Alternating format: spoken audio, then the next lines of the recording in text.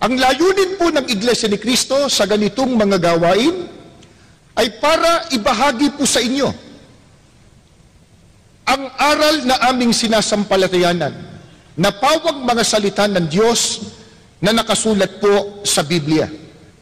Sapagkat matibay po ang aming pananalig na ang tanging saligan po, batayan, pundasyon ng tunay na paglilingkod sa Diyos na kanyang tatanggapin at pananampalatayang ikaliligtas, ang tanging batayan po ay ang mga salita ng Diyos na nakasulat sa Biblia. No more, no less. Kaya hindi po ang pag-uusapan natin dito ay kuro-kuro o kaya ay palapalagay. Hindi po. Kundi kung ano ang nakalagay at nakasulat po sa Biblia. Kaya sa mga tanong na inyo pong ipinadala, mapapansin po ninyo, ang babasahin po namin, Biblia. Ang sagot, hahanguin po natin sa banal na aklat. At kung sakali po, babasa kami ng mga aklat referensya para lang po tistiguhan yung katotohanan na nakasulat po sa Biblia. Sa pamamagitan po ng introduction na yan, ay maaari na tayong magsimula sa atin pong open forum. Kapatid na Joel, kaninong tanong ang ating uunahin? Siya nga po pala, kasama ko po ang kapatid na Joel Calago, ministro din po ng Ebanghelyo dito sa Iglesia ni Cristo. Makakatulong po natin sa ating gagawing open forum. Kapatid na Arnel, tama po na ang ating batayan sa pagsagot, Biblia, sapagkat ang mga salita po ng Diyos ay nakasulat sa Biblia. Kaya ang nagtanong po, sa Biblia po niya ipasasagot. Kami lang po ang bumasa. Ang tanong po, mababasa ba sa Biblia kung aling iglesia ang totoong sa Diyos at maliligtas? Ang nagtanong po, kapatid na Arnel, si Socorro Melchor ng UP Diliman, Quezon City. Then sa tanong po ni Ginoong Socorro ay may dalawang bagay na naisbigyan ng katugunan. Alin daw po ang totoong sa Diyos, yung sa Diyos. Ikalawa, alin po ang tiyak na ligtas. Ang una ko pong babasahin mula sa Biblia ay nakatala dito po sa Kolosas, Kapitulo 3, ang talata po ay 12, ito po ay turo ni Apostol Pablo. Pakinggan po natin. Kayo'y hinirang ng Diyos, itinalaga para sa Kanya, at minamahal niya. Sa talatang ito, at ang totoo, mababasa po ninyo sa screen, may binabanggit po dito si Apostol Pablo na mga hinirang ng Diyos. At ang sabi pa po sa talata ng Biblia, itinalaga para sa Kanya. Yan yung tanong. Ang sabi, alin ang totoong sa Diyos? Itong itinalaga para sa Diyos at hinirang ng Diyos at minamahal ng Diyos. Ang tanong po, kapatid na Arnel, iglesia, totoong sa Diyos. Ang nabasa po ninyo, hinirang ng Diyos ang itinalaga. Kaya ang tanong po natin, kapatid na Arnel, may mababasa ba tayo sa Biblia yung mga taong itinalaga, hinirang ng Diyos ay nasa loob ng tunay na iglesia? Parang si Socorro, si kapatid na Joel, ano? Hindi pa kasi tapos. Ang binasa po natin ay 12, ngayon po 12 at 15. Pakinggan po ninyo. Kayo'y hinirang ng Diyos, itinalaga para sa Kanya, at minamahal niya. Paghariin ninyo sa inyong puso ang kapayapaang kaloob ni Kristo, sapagkat ito ang dahilan kaya kayo tinawag upang maging bahagi ng isang katawan. Magpasalamat kayong lagi. Yung tinutukoy po pala ni Apostol Pablo na mga taong hinirang ng Diyos, itinalaga para sa Diyos at minamahal ng Diyos, ang sabi po, tinawag para maging bahagi ng isang katawan. Kaya, madali po silang makita makilala Hindi po sila kung saan-saan naroon. Nasa isang katawan. alin po kaya yung katawang tinutukoy na naroon ang mga itinalaga para sa Diyos?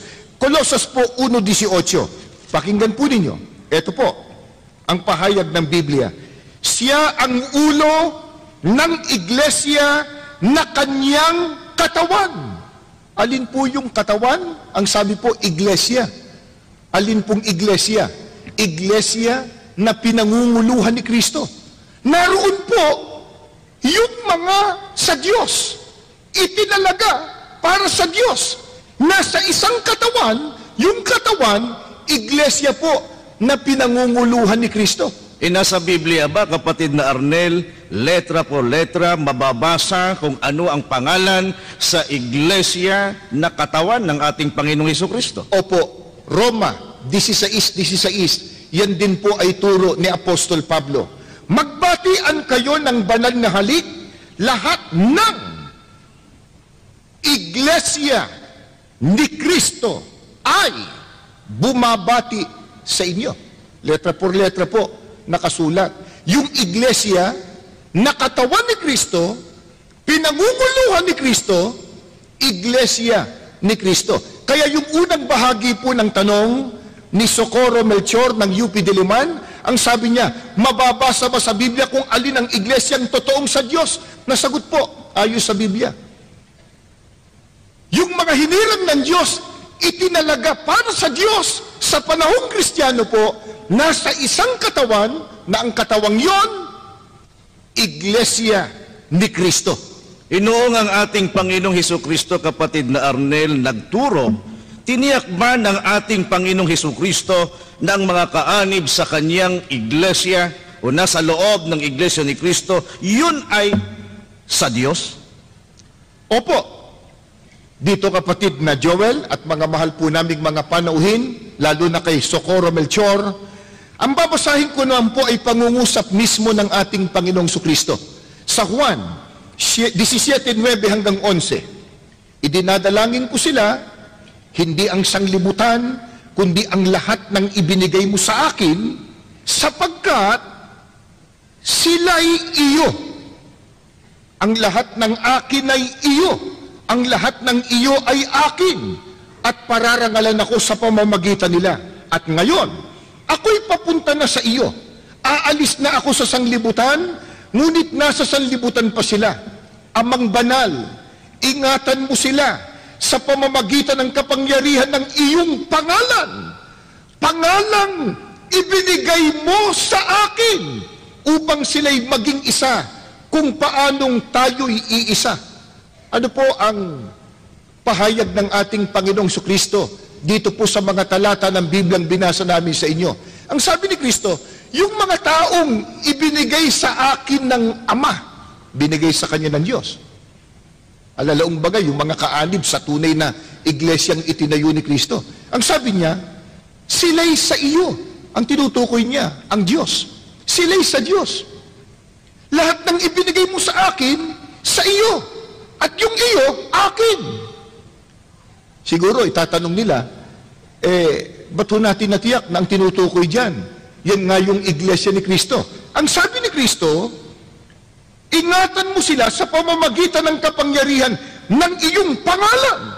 Tatawagin po sa pangalan ng ating Panginoon Diyos. Aling pangalan niya? Pangalang ibinigay mo sa akin. Yung pangalang ibinigay ng Diyos sa ating Panginoong Hesukristo.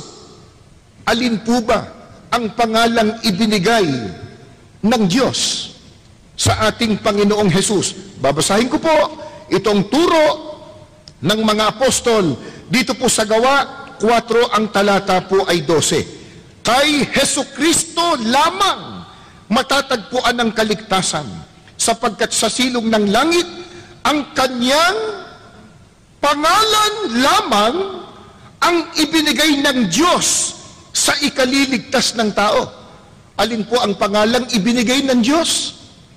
Pangalang Kristo. Paano po kung itawag ang pangalang Kristo sa iglesia na itinatag ni Kristo?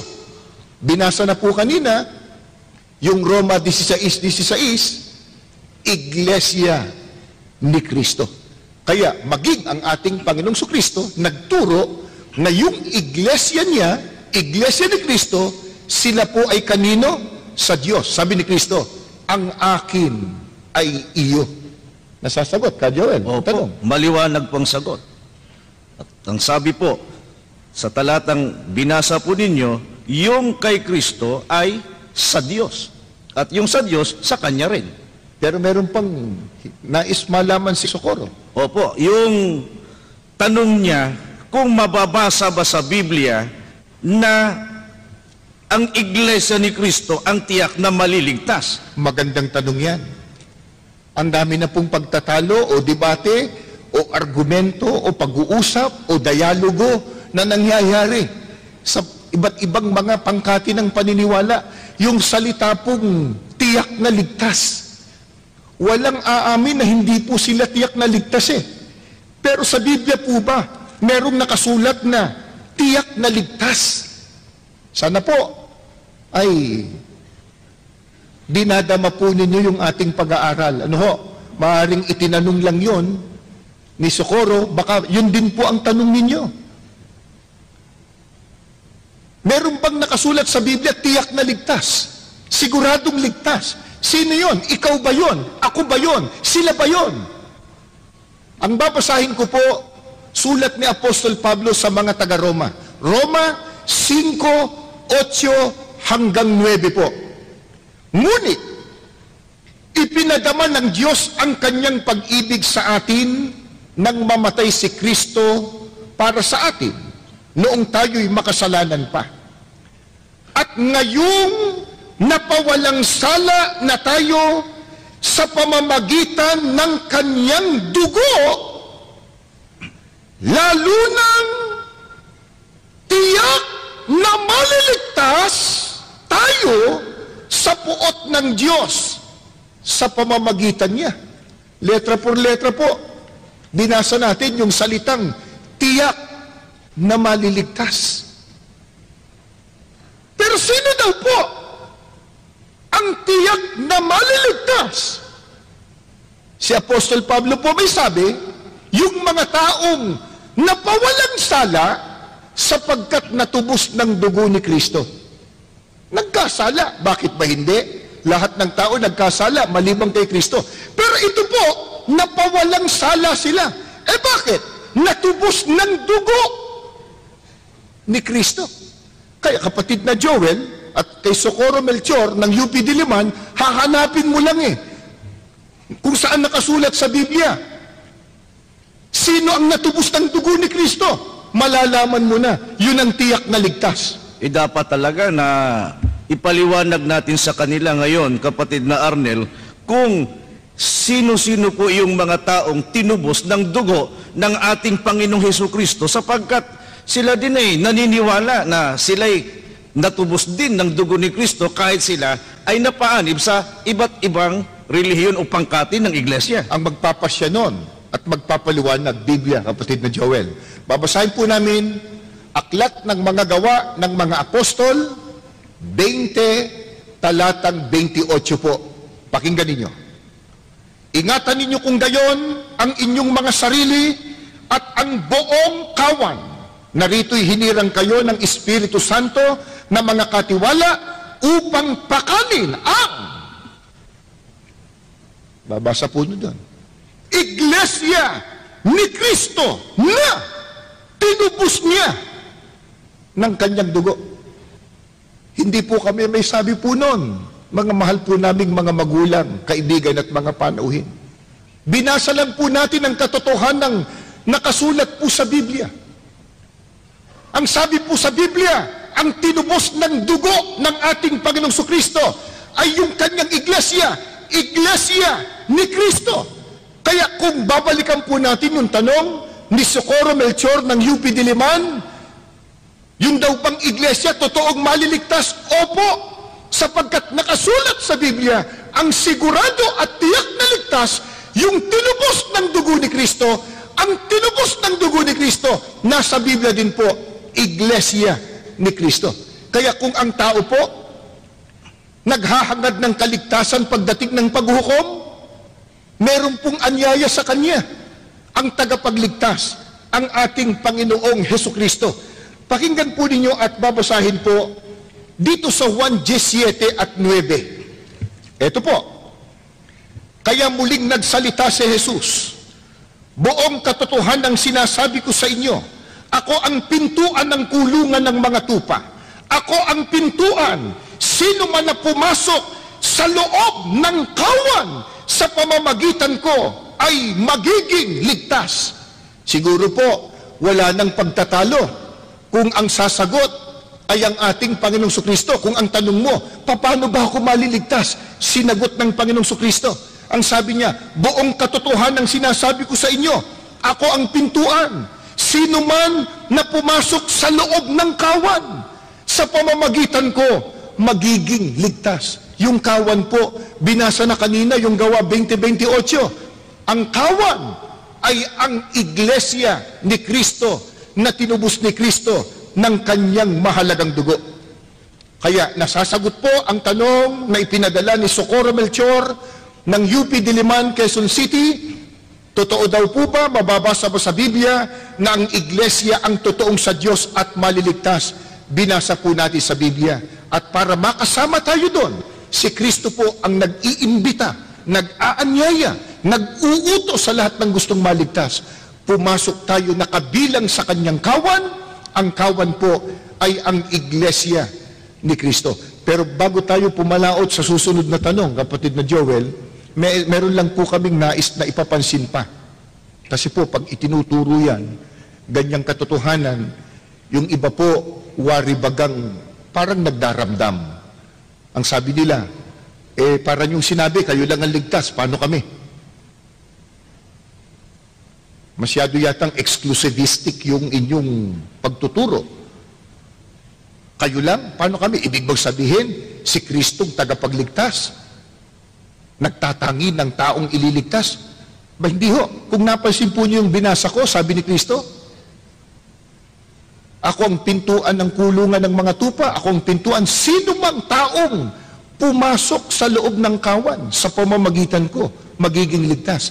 Ang sabi niya, sino man? Tatanungin ko po kayo, mga mahal po naming mga bisita, mga panauhin. Yung bang salitang, sino man, may itinatangi?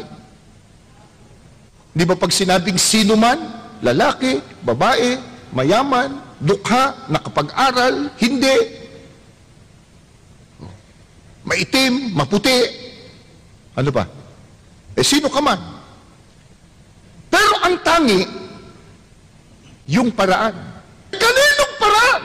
Paraan ng tagapagligtas. Siya tagapagligtas eh.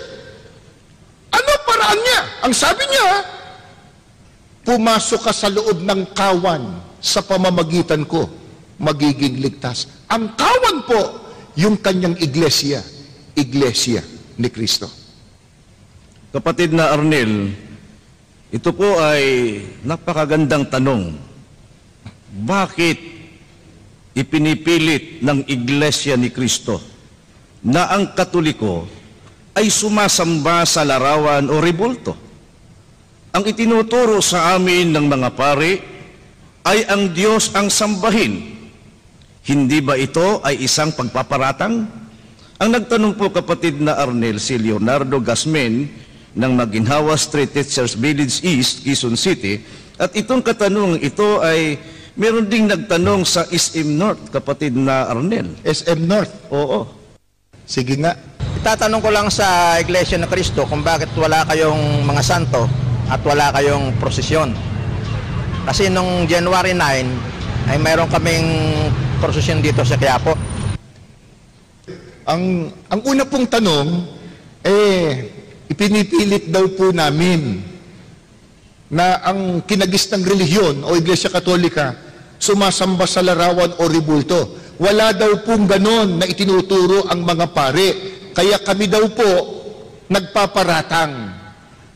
At pagkatapos yung napanood naman po natin, nagtanong nasa SM North pa siya. Ba't wala daw tayong prosesyon ng santo? Dahil daw noong Enero 9, may prosesyon po na ginawa sa Quiapo, yung kanilang puon na tinawag nilang Black Nazarene, na itim na Nazareno. Pagka black, itim talaga yan, kapatid na Arnel. Mga mahal po naming mga panauhin, mga kaibigan at mga kababayan, hindi po ginawa at hindi po gagawin ng Iglesia ni Cristo ang magbintang o magparatang. Kung sinasabi man po namin na ang kinagisnang relihiyon, ang Iglesia Katolika Romana, sumasamba sa larawan, alam po ba ninyong inuulit lang namin yung talagang sinabi po ng Iglesia Katolika sa pamamagitan ng kanilang mga pare? Sila po mismo, ang mga pare mismo, ang nagtuturo at nagsasabi na ang Iglesia Katolika sumasamba po sa larawan.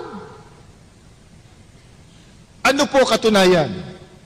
Babasahin ko po ang isang aklat Katoliko. Siya ang inyong pakinggan, ang aral na Katoliko. Ito po ay isinulat ng paring si Enrique Demond. Inilathala ng Catholic Trade School, may imprimatur at nihil obstat ni Jose Jovellanos, imprimatur ni Jose Bustamante. Babasahin ko po ito dito sa pahina 12. Ito po ang sabi ng pare, hindi po kami. Kung ating sinasamba ang larawan ni Kristong napapako sa krus, dinadasal natin, sinasamba kita, pinupuri Panginoon kong Heso Kristo. Hindi po kami may sabi nun. Sabi ng pare, sa kinagisnang relihiyon daw, pag sinasamba nila ang larawan ni Kristo, di sumasamba nga sa larawan. At yung sinasabi nilang imahe na yun, hindi naman po yun ang ating Panginoon sa Kristo eh. Pero wag muna tayo doon. Doon po tayo sa issue.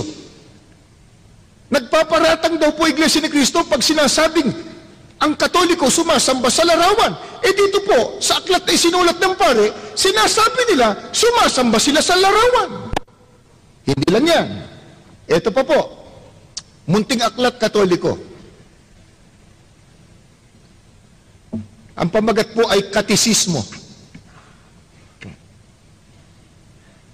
Ito po ay tinagalog ng paring si Luis de Amezquita. Pakinggan po ninyo ang kanyang sinasabi dito sa pahina 79, pagkatapos po at 82. Pagbangon mo sa banig, sabi, natutulog ka. Gusto kasi banig noon no? Ngayon, hindi na yata uso banig Pagbangon mo sa banig, agad kang manikluhod sa harap ng isang krus o isang mahal na larawan. Bakit daw? Ituloy natin. Kung maninikluhod ka sa tapat ng altar, magwika ka ng ganito, sinasamba kita. Hindi po kami may sabi. Dito po sa aklat na isinulat ng pare, ang utos, pagbangon mo sa banig, ni hindi ka pa daw nakapaghihilamos o nakapagmumumog. Agad ka na daw manikluhod sa isang larawan o sa isang krus. At pagka nakaluhod ka, ang sabi ng pare, sabihin mo, sinasamba kita.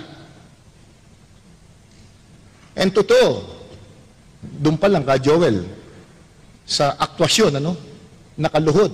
At doon sa sinasabi, halata mo na kahit itanggi hindi kami sumasamba. Ba't ka nakaluhod? Hindi kami sumasamba. Ba't sinasabi ng bibig mo, sinasamba kita? At sa Biblia po, yung pagluhod, katumbas doon, pagsamba Ito po, babasahin ko po itong awit 95. Ang talata po ay 6. Pakinggan po ninyo. O magsiparito kayo, tayo'y magsisamba at magsiyukod. Tayo'y magsiluhod sa harap ng Panginoon na may lalag sa atin. Yung pagluhod, katumbas pagsambe. Ano po sabi ng pare? Pagbangon mo sa banig, agad kang lumuhod sa isang larawan o krus. Pagkatapos magwika ka, sinasamba kita. Hindi lang yan. Ito pa po, isang aklat Katoliko. Catechism of Christian Doctrine. Nilathala po ng De La Salle College. Alam natin, ang De La Salle College sa isang paaralang Katoliko. Catechism of Christian Doctrine, babasahin ko po ayon na sa pagkakaliwat sa ating wika, sa pahina 95 po. Ito po ay tanong-sagot. Number 13, ang pagsamba ba sa mga santo ay ukol lamang sa kanilang katauhan? Sagot, hindi. Sumasaklaw din ito sa kanilang mga relikya at mga larawan. 14, anong tinatawag nating mga relikya? Tinatawag nating mga relikya, una, ang mga labi ng katawan ng isang santo na pinapaging banal o inihanda sa pagiging banal ng iglesia. Iglesia Katolika yon. Ikalawa, ang mga bagay na naging pag-aari ng mga santo o yaong napadaiti sa kanilang mga katawan, tulad ng kanilang kasuotan, mga ataol at iba pa. 15, dapat ba nating sambahin ang mga banal na larawan? Sagot, dapat tayong magkaroon, lalo na sa ating mga simbahan, ang mga larawan ng ating Panginoon, tulad din ng sa pinagpalang birhen at mga santo, at dapat nating silang bigyan ng kaukulang paggalang at pagsamba. Nagpaparatang po ba kami kung sabihin po natin ang Iglesia Katolika Romana sumasamba sa larawan? Hindi po. Yan pong binasa po natin sa mga aklat Katoliko. At gaya nga nung tanong kanina, nung Ginoo sa SM North, bakit wala daw tayong prosesyon ng mga santo? Yun mismong katunayan po ng kinagis ng reliyon, lumuluhod, nagproposisyon, sumasamba sa mga larawan o sa mga ribulto. Kaya hindi po kami nagpaparatang kung sinasabi po namin yon. Yan po, nakasulat mismo sa mga aklat Katoliko. Ang kanila pong pangangatwiran, kapatid na Arnel, tanggap na nila na talagang iniutos ng pari ng Iglesia Katolika na ang mga larawan ng mga santo na kinikilala nila ay kanilang sinasamba. Pero bakit pa raw natin pinupuna yung kanilang ginagawang pagsamba sa mga larawan? Hayaan na lang daw natin sila. Kung tayo naman po ay nagmamahal sa ating kapwa, bakit pa raw pinupuna natin sila? Ang totoong pagmamahal at pag-ibig sa kapwa, kapatid na Joel, hindi ka papayag na siya'y mapahamak. Kung totoong mahal mo ang kapwa mo, hindi ka papayag, mapasama siya. Ba't ganun po ang sinasabi namin? Yung po bang pagsamba sa larawan, sa ribulto, o anumang imahin, ikabubuti ba o ikasasama? Ang babasahin ko po, Biblia na. Ito po ang pahayag ng Panginoon Diyos. Exodo Kapitulo 20, talatang 1, pagkatapos po ay 3 hanggang 5. Ito ang sinabi ng Diyos. Huwag kayong magkakaroon ng ibang Diyos maliban sa akin.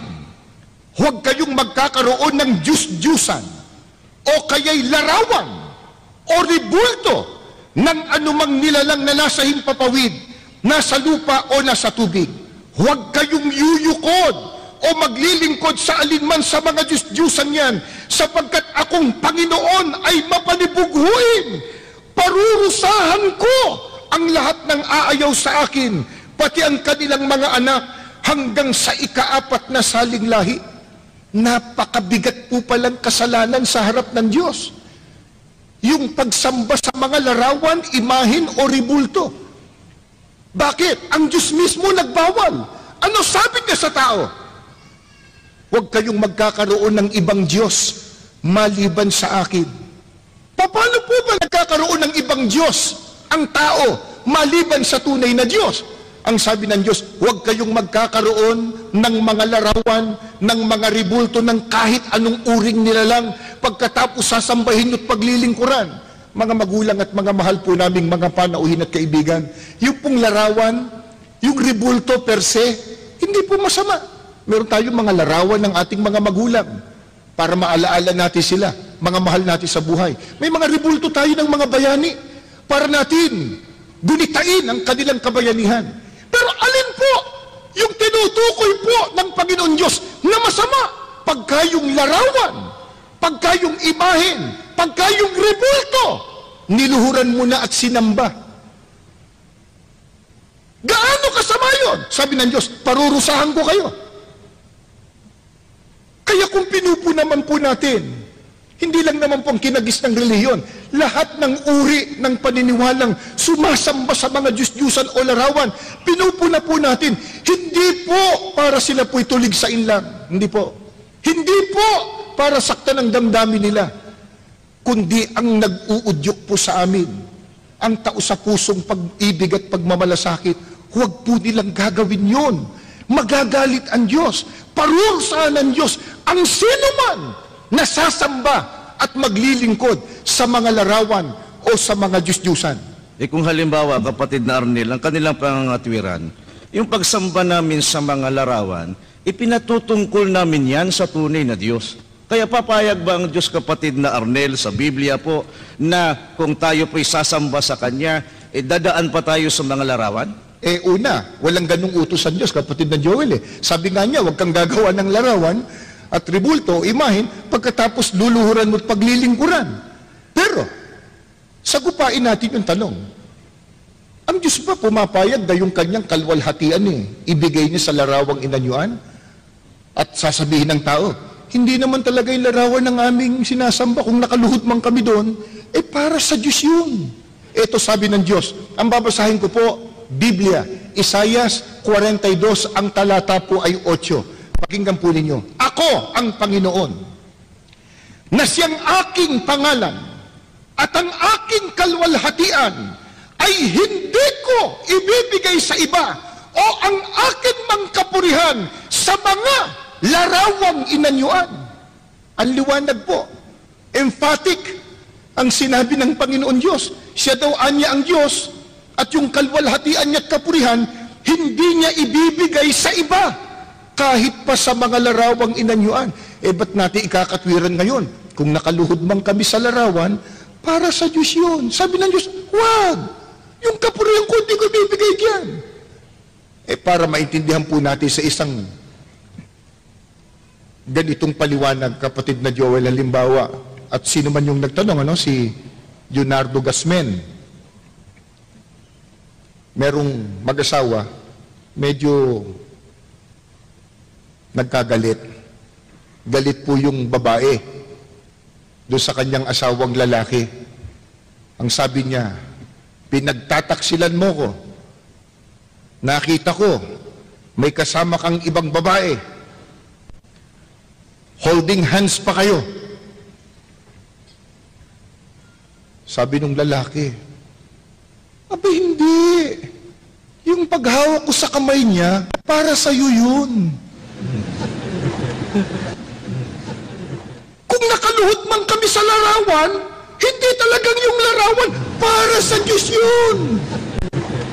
Sabi ng Diyos, huwag kayong gagawa ng anumang larawan o rebulto pagkatapos sasambahin nyo't luluhuran at paglilingkuran. Yung aking kapurihan at yung aking kalwalhatian, hindi ko ibibigay sa iba kahit pa sa larawang inanyuan, sabi ng Diyos. Kaya bawal po yan ng ating Panginoon Diyos. Baka sabihin nila, kapatid na Arnel, noon yun. Baka sa panahong Kristiyano, pwede nang sumamba sa mga larawan. Talagang ayaw bumitiw. Ayaw bumitiw Noon daw pwede, bawal. Pero ngayon, pwede na daw po. Ang babasahin ko po, panahong Kristiyano. Tayo po ngayon nasasaklaw ng tinatawag na panahong Kristiyano. Christian era. Pakinggan po ninyo, ito po'y sulat sa aklat ng mga gawa ng mga apostol, 17. Ang talata po ay 29 hanggang 31. Pakinggan po ninyo, panahong Kristiyano na po ito. Yamang tayo'y mga anak ng Diyos, huwag nating akalain na siya ay tulad ng larawang ginto, pilak o bato na pawang likha ng isip at kamay ng tao. Mahabang panahong di pinansin ng Diyos ang di pagkakilala sa kanya ng tao, ngunit ngayon iniuutos niya na magsisisilat talikdan ang kanilang masamang pamumuhay sapagkat itinakdanan niya ang araw ng paghukom sa sanglibutan at ito'y buong katarungan niyang gagawin sa pamamagitan ng kanyang hinirang. Ito po, turo ng mga unang alagad ng ating Panginoong Kristo. Panahong Kristiyano po yan. Ano sabi? Huwag niyong aakalain na ang Diyos tulad lang ng larawang ginto, pilak, o bato na inukit lang ng karunungan ng tao. Isipin po ninyo, yung akalain mong ang Diyos, parang ginto, bato, kahoy, masama na eh. Eh di lalo pa, sabihin mong Diyos mismo yon. Di ba, minsan makita mo, papahiran ng panyo. Tapos ipapahid pa sa buong katawan niya. Kasi paniniwala niya, gagaling daw sa kanyang karamdaman. Sana nga, kapatid na Joel. Pero, ito sabi ng Biblia, niakalain ang Diyos katulad lang ng larawan. Isipin nyo, ba't naman di magagalit ang Diyos? Kailangan po bang tayo po'y nakapag-aral para malaman natin na kahoy pala to? Papel pala to? Ginto pala ito? At kahit ginto pa yan, sabi ng Diyos, ba't mo ko itutulad sa ginto, sa larawan, sa pilak? At kung napansin po niyo yung talatang binasa ko, itinuring ng Diyos na kasamaan yun. At pinapagsisisi ang mga taong sumasamba sa mga larawan sapagkat nagtakdaan niya ang Diyos sa pamamagitan ni Kristo ng araw ng paghuhukom. Kaya sapagkat mabigat na kasalanan yung pagsamba sa mga larawan, kapatid na Arnel, sa panahong Kristiyano, ano po ang mabigat na parusa kapag ang tao po ay sumasamba sa mga larawan? Babasahin po natin sa Apokalipsis 21. Ang talata po ay 8. Ganito po ang turo sa atin ng banal na aklat. Ngunit sa mga duwag at sa mga hindi mananampalataya at sa mga kasuklam-suklam at sa mga mamamatay tao, sa mga mapakiapid at sa mga manggagaway at sa mga mapagsamba sa Diyos-Diyusan, mga larawan, rebulto, imahin, at sa lahat ng mga sinungaling, ang kanilang bahagi ay sa dagat-dagatang nagniningas sa apoy at asupre na siyang ikalawang kamatayan. Ibig lang po sabihin, hindi po maliligtas pagdating ng paghuhukom. Bagkus mapapahamak sa dagat-dagatang apoy ang mga tao po na nahulog sa pagsamba sa mga Diyos-Diyusan, sa mga larawan o sa mga imahen. Kaya kung sakali po naririnig po ninyo na pinupuna po namin yung ginagawang pagsamba ng ibang mga tao, ibang relihiyon sa mga larawan, inuulit po namin. Hindi dahil sa nais po namin manakit ng damdamin o kaya ay sakta ng kanilang kalooban. Hindi po. Nais lang po namin na huwag silang mapahamak. Iwan yung masamang pagsamba sa Diyos-Diyusan. Ang sambahin po natin ang Diyos na makapangyarihan sa lahat. Isipin po ninyo. Sa panahon natin ngayon, di ba? Nagsisikap halimbawa ang mga alagad ng batas, ang mga iba't ibang ahensya ng gobyerno para sugpuin yung mga salot na nangyayari sa ating lipunan. Halimbawa, yung drug addiction. May mga kilusan na ilantad yung mga drug pushers, mga drug lords. Dahil yung mga yan sinisira hindi lamang ang kalusugan ng ating mga kababayan, kundi pati na ang kanilang mga kinabukasan. Pero kung yun, sinisika po natin, lalo na yung sisira ng ating relasyon sa Diyos, dapat po nating punahin. Yung sisira ng ikapagtatabo natin ng kaligtasan pagdating ng paghuhukom, dapat po nating punahin. Hindi sa layuning malakit ng damdamin, kundi sa layunin po, maligtas sila pagdating ng araw ng paghuhukom. Salamat po kay Ginoong Leonardo Gasmen. Isang tanong pa, kapatid na Arnel, paano ninyo patutunayan na si Kristo ay tao at hindi kapantay ng Diyos? Ang nagtanong po si Leonardo Ruco ng Hasmin Street, Batasan Hills, Quezon City. Itong katanungang ito, kapatid na Arnel, na paano natin patutunayan na si Kristo ay tao at hindi kapantay ng Diyos. Ang pagkilala po ng Iglesia ni Kristo, mga mahal po naming mga panauhin, ay batay po sa itinuturo ng Biblia kung ano ang tunay na kalagayan ng ating Panginoon Hesukristo. At ang ating Panginoon Hesukristo, ayon po sa itinuturo ng Biblia, siya po ay anak ng Diyos. Mababasa po natin yan sa Mateo 3:17. Si Kristo po ay ginawang Panginoon. Ang gumawa sa Kanya, ang Diyos. Mababasa po natin yan sa Gawa 2:36. Si Kristo po ginawang tagapagligtas. Ang Diyos po ang gumawa sa Kanya, na siya, si Kristo, ay ginawang tagapagligtas. Gawa 5:31. Ang ating Panginoong Jesucristo ay ginawang isang tagapamagitan sa tao at saka sa Diyos. Sa unang Timoteo 2:5. At ang ating Panginoong Jesucristo inilagay sa ibabaw ng lahat ng nilalang. Ang Diyos pong naglagay sa Kanya, ang tunay na Diyos. Efeso 1:20-22. At ang ating Panginoong Jesucristo pinadakila ng tunay na Diyos, at ang Diyos mismo ang may utos na si Kristo ay dapat ding sambahin. Inisa-isa lang po ni kapatid na Joel yon, dahil po sa yung iba po na nakabalita ang pagkakilala namin sa likas na kalagayan ng Panginoong Jesucristo ay tao at hindi Diyos.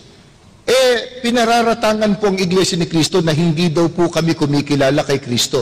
O kaya, minamaliit daw po namin ang Panginoong Jesucristo. Hindi po. Kaya ipinagpauna ng kapatid na Joel na ang pagkilala po namin sa Panginoong Jesucristo batay sa pagpapakilala ng Biblia. Inisa-isa, anak ng Diyos, ginawang Panginoon, ginawang tagapagligtas, tagapamagitan, inilagay ng Diyos sa kaiba-ibabawan ng lahat ng mga nilalang, pinadakila at inyutos ng Diyos na sambahin. Kaya kami po, na mga kaanib sa Iglesia ni Kristo, sumasamba sa Panginoong Jesucristo, hindi dahil sa siya'y Diyos, kundi utos ng Diyos na siya'y sambahin.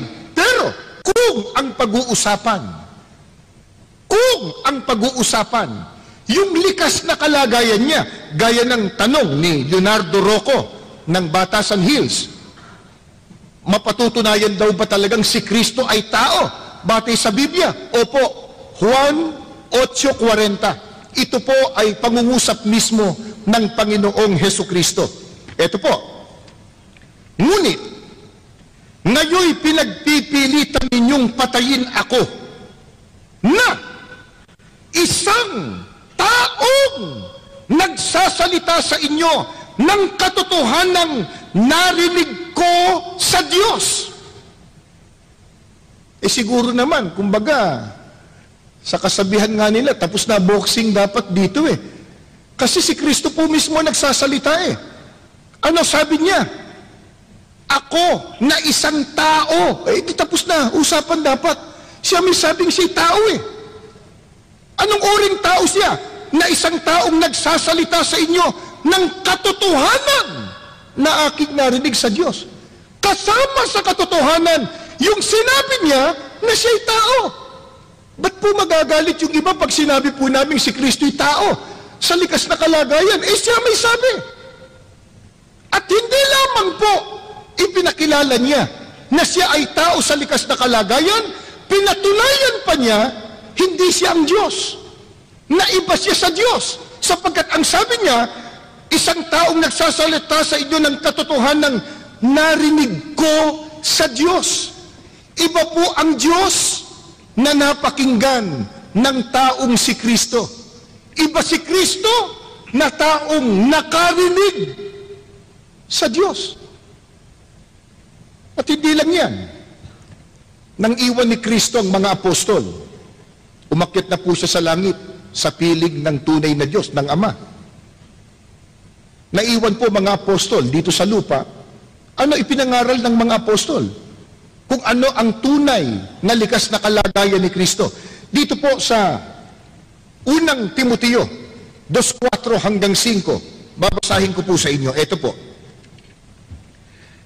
Nais ng Diyos na ang lahat ay maligtas at malaman ang buong katotohanan na ito nga ay meron lamang isang Diyos at si Kristo Jesus ang tanging makapaghahatid sa atin sa Diyos. Si Jesus ay totoo ngang tao at ibinigay niya ang kanyang sarili upang iligtas tayong lahat. Ito sabi ng mga apostol. Ano sabi? Si Kristo ay totoo ngang tao. Pag sinabi mong hindi siya tao, yan ang hindi totoo. ang totoo? Yung sinabi ni Kristo at itong ipinangaral ng mga apostol.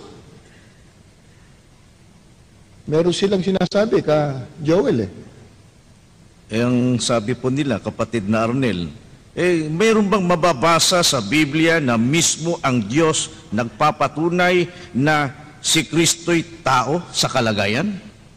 Meron tayong mababasa niya. At hindi lang yan, ang isa pang sinasabi nila, kapatid na Joel, kung hindi Diyos si Kristo, ba't anya nakagagawa ng himala o milagro? Huwag po natin kalilimutan, kahit ang dyablo gumagawa ng milagro para dayain ng tao Pero tunay ba Diyos yun? Ang mga propeta, ng mga nauna, panahon ng mga magulang, panahon ng mga propeta, nakagawa din ng mga milagro. Ibig ba sabihin, Diyos sila? At ang totoo, ang mga apostol man, gumawa din ng milagro. Pero ibig ba sabihin, Diyos din sila? Darami ang Diyos pagka ganon. Pero, ang tanong, kung si Kristo man po na ating Panginoon, nakagawa ng mga himala, kababalaghan, milagro, ano lamang pong ibinabadya nun? Ibig bang sabihin siya'y Diyos? Ito po, babasahin ko po sa Gawa 2:22. Ganito po ang turo ng banal na kasulatan. Mga lalaking taga-Israel, pakinggan ninyo ang pananalitang ito, si Jesus na taga-Nazaret, taong pinatunayan sa inyo ng Diyos sa pamamagitan ng himala at mga kababalaghan at mga tanda na ginawa ng Diyos sa gitna ninyo sa pamamagitan niya, gaya ng alam na ninyo. Ang gumawa pala nun, sino po? Ang Diyos.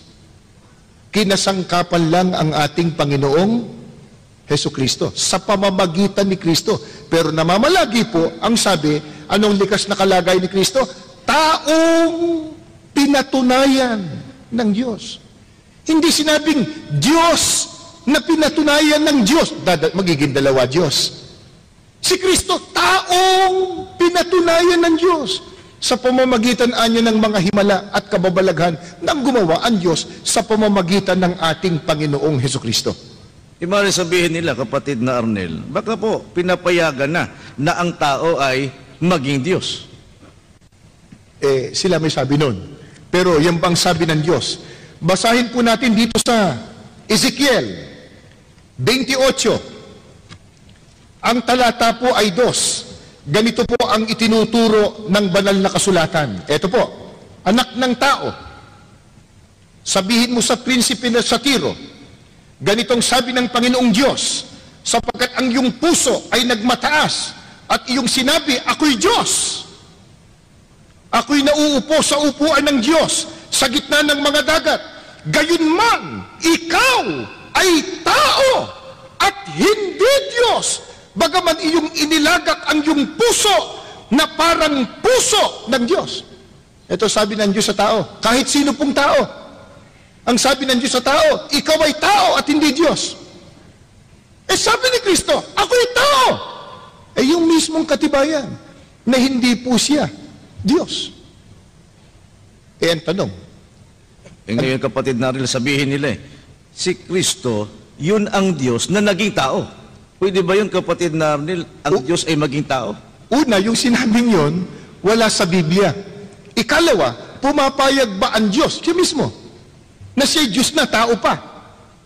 Ang binasa ko po sa inyo kanina, 28:2 ng Ezekiel. Ngayon po, Oseas 11:9 po. Pakinggan po ninyo.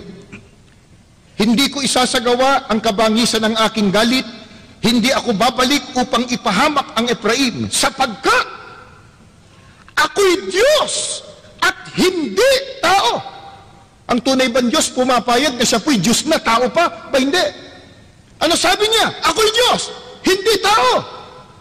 Nung basahin ko ito minsan, kapatid na Joel, may nagsabi, wala naman siya sinabi dyan na hindi siya payag ang tanong, yung bang sabi niyang ako'y Diyos, hindi tao, payag ba siya? Yung bang hindi payag? Sagot kayo. Hindi. Hindi. Ang sabi ng Diyos, ako'y Diyos, hindi tao. Yung tao, sabi ng Diyos, ikaw ay tao, hindi Diyos. Anong sabi ni Kristo? Ako'y tao na nagsasabi ng katotohanan ng narinig ko sa Diyos. Yun ang katibayan. Isa sa mga katibayan na hindi po si Kristo ang tunay na Diyos. Ngayon, doon sa tanong na yun, meron pang nais na liwanagin si Leonardo Rocco. Ang sabi niya kasi, kapatid na Joel, sa tanong, paano yung patutunayan na si Kristo ay tao at hindi kapantay ng Diyos?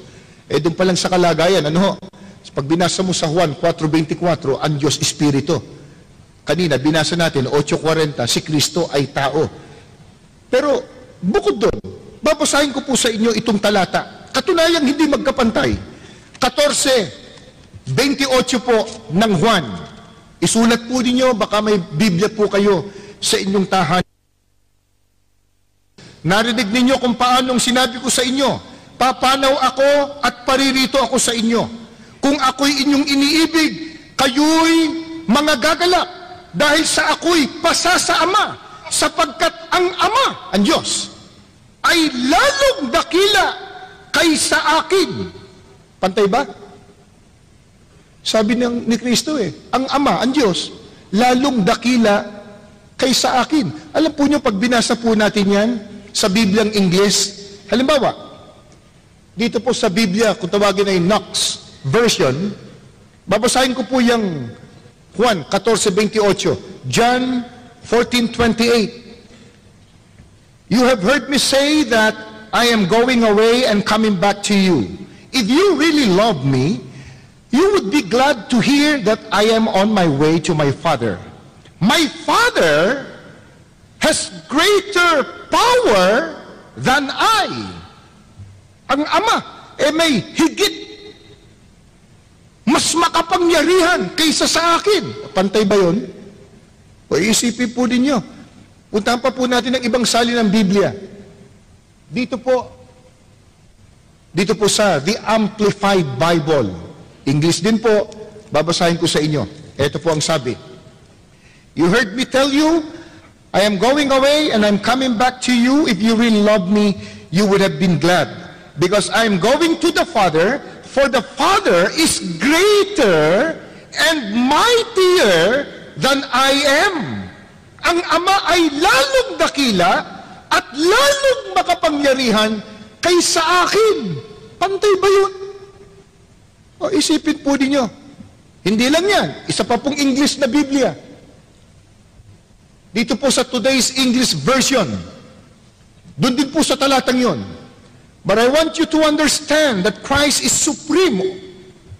Ibang talata po, unang Korinto 11:13 po. But I want you to understand that Christ is supreme over every man. The husband is supreme over his wife, and God is supreme over Christ. Pagka nilapatan natin ng kaukulang Tagalog ang Diyos ay mas mataas kay Kristo. Mas supremo. Mas makapangyarihan kaysa kay Kristo. Kaya hindi po pantay.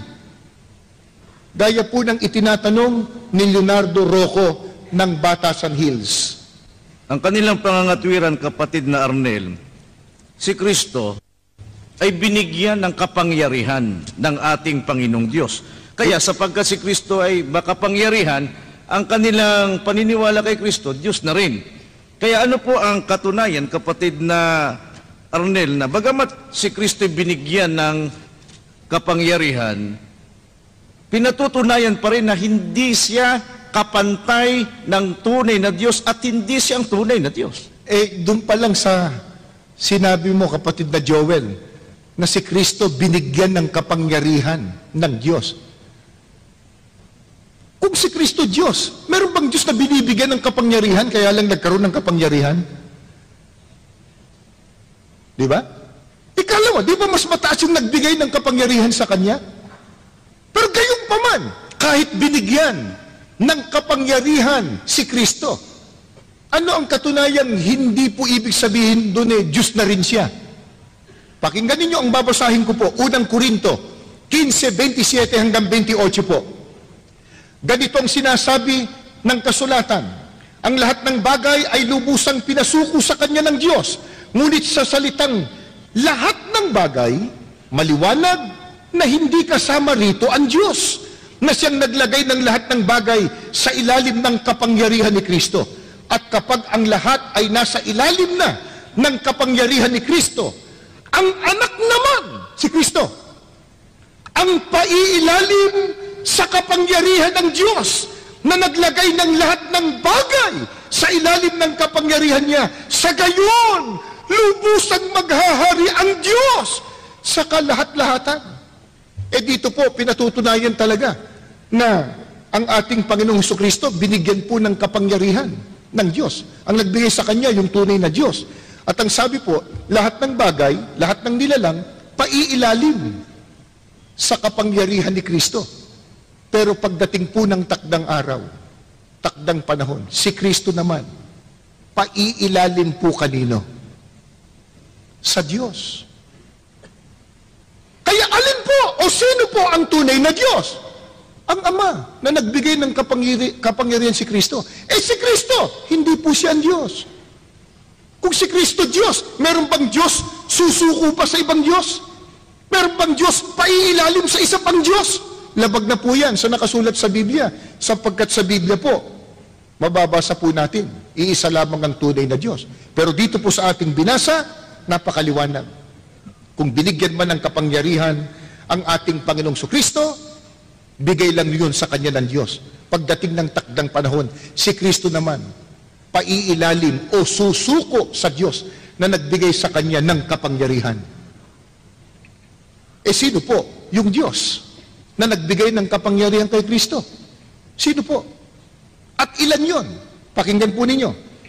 Dito po sa Juan 17:1 at 3. Ganito po ang pahayag ng banal na kasulatan. Ito po, pagkasabi ni Jesus dito, tumingala siya sa langit at nagsabi, Ama!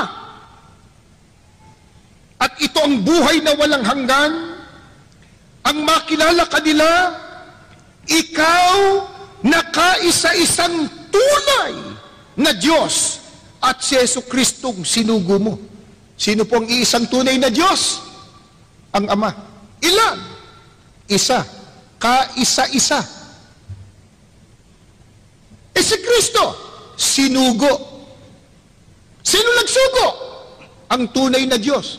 Iba ang nagsugo, iba ang isinugo. Ang nagsugo, ang tunay na Diyos. Isa lang yon. Ang isinugo, si Kristo.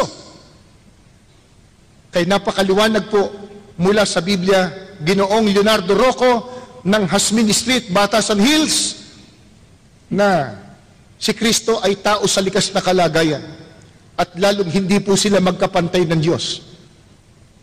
Ang Diyos ang makapangyarihan sa lahat. Ang iisang Diyos, ang Ama na nasa langit. Ito pang tanong, kapatid na Arnel, sa demokrasya, pag sinabi, mas nakararami, yon ang tama at sinusunod. Hindi ba mas marami kaming mga Katoliko kaysa miyembro ng Iglesia ni Kristo? Bakit sinasabi ninyo na kayo ang totoo at ligtas, samantalang mas kakaunti kayo? Ang nagtanong po si Laila Santos ng UP Diliman, Quezon City, at ito po ay meron ding kinunan natin ng videotape sa West Avenue, Quezon City, kapatid na Arnel. Panoorin nga po natin. Si Sheila Sanchez, isang Katoliko, tanong ko lang sa iglesia, since it's a common belief na pag mas marami, yun ang tama at sinusunod, since marami ang mga Katoliko, ibig ba sabihin nun kami yung tama at mas totoo?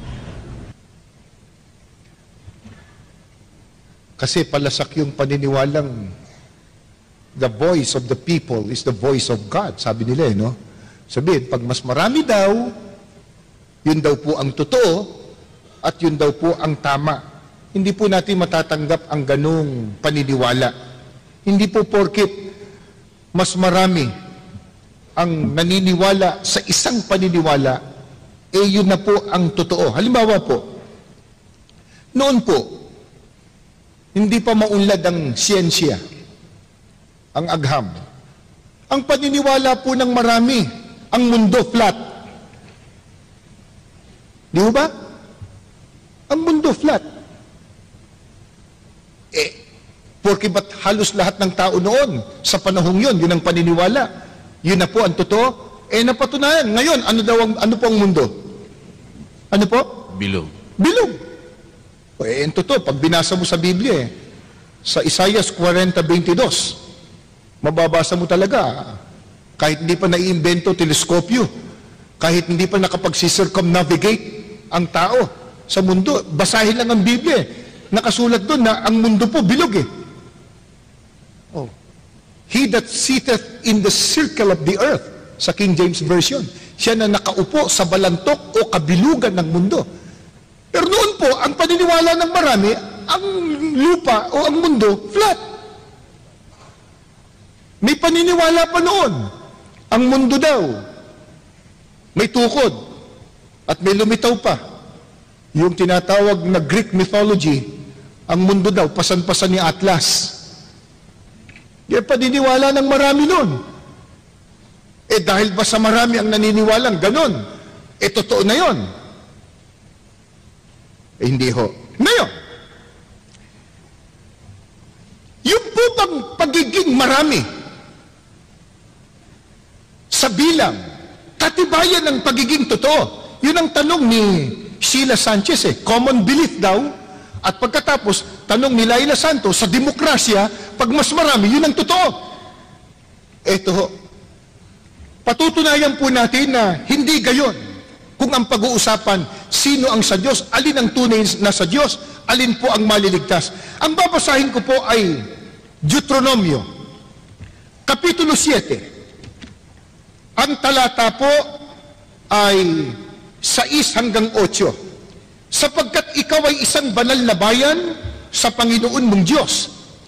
Pinili ka ng Panginoon mong Diyos upang maging bayan sa kanyang sariling pag-aari, na higit sa lahat ng mga bayan na nasa ibabaw ng balat ng lupa. Hindi kayo inibig ng Panginoon, ni pinili kayo dahil sa kayo'y marami sa bilang kaysa alinmang bayan, sapagkat kayo ang pinakamaliit sa lahat ng bayan, kundi dahil sa inibig kayo ng Panginoon at dahil sa kanyang tinupad ang sumpa na kanyang isinumpa sa inyong mga magulang, ay inilabas kayo ng Panginoon sa pamamagitan ng makapangyarihang kamay at tinubos kayo sa bahay ng pagkaalipin mula sa kamay ni Paraon na hari ng Ehipto. Ang tinutukoy po dito, ang bayan Israel noon. Bakit po sila naging sa Diyos? Ba't sila ang pinili ng Diyos? Dahil ba sila ang mas nakararami? Sabi po ng Biblia, hindi kayo inibig ng Panginoon, hindi pinili kayo dahil marami kayo sa bilang.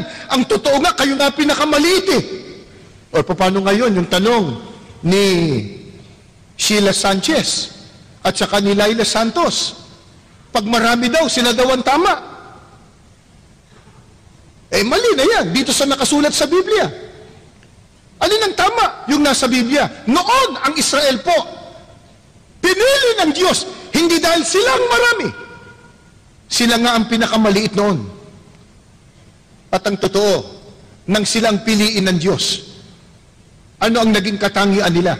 Babasahin ko po sa 2 Hari, 5 ang talata po ay 15. At siya'y bumalik sa lalaki ng Diyos, siya at ang buong pulutong niya, na paroon at tumayo sa harap niya, at siya'y nagsabi, narito ngayon aking talastas, na walang Diyos sa buong lupa, kundi sa Israel.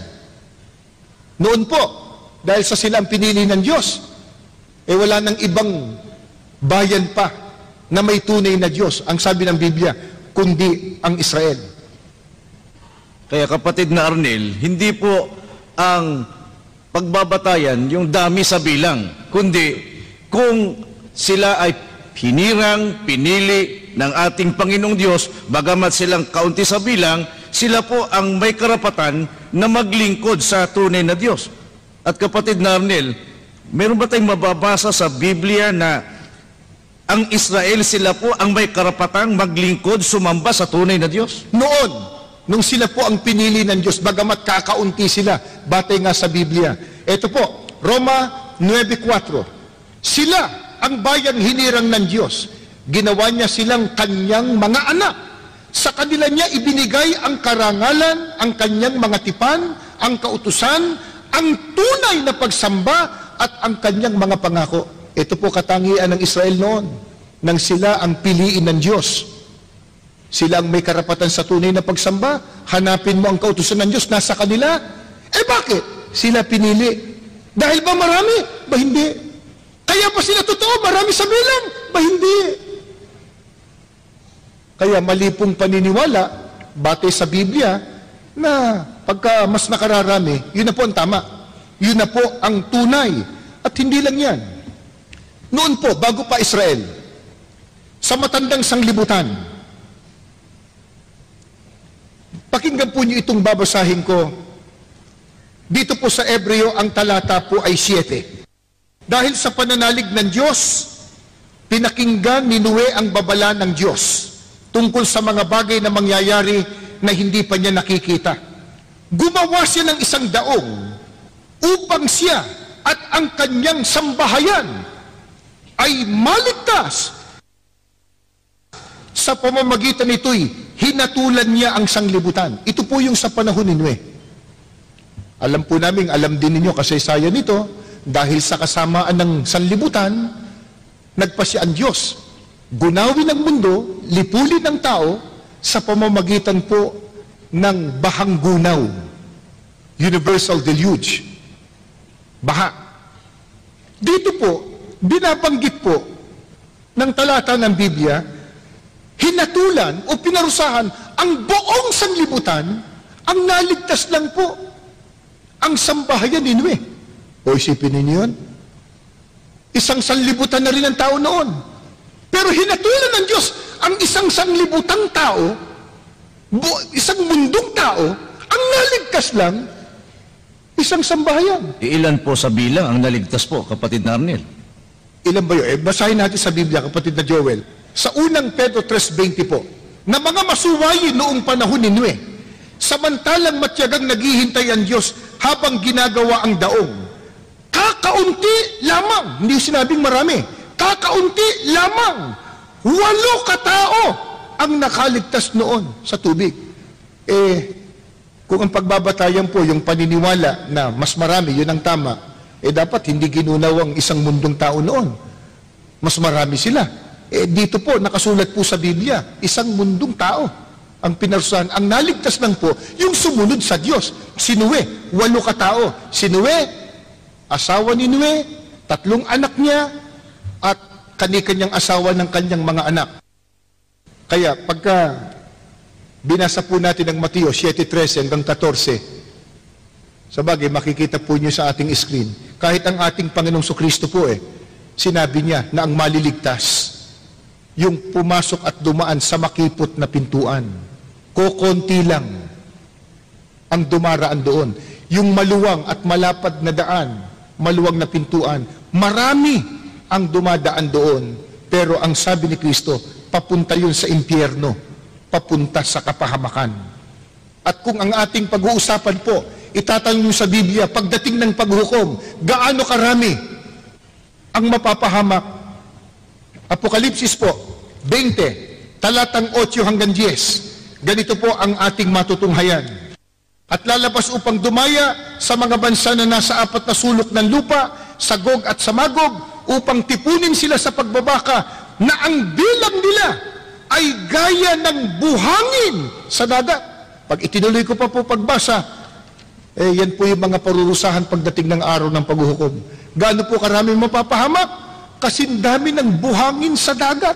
Dumakot ka lang ng isang dakot, di mo na mabilang kaya hindi po ibig sabihin yung preponderance in number o superiority in number, yun ang katunayan ng pagiging totoo.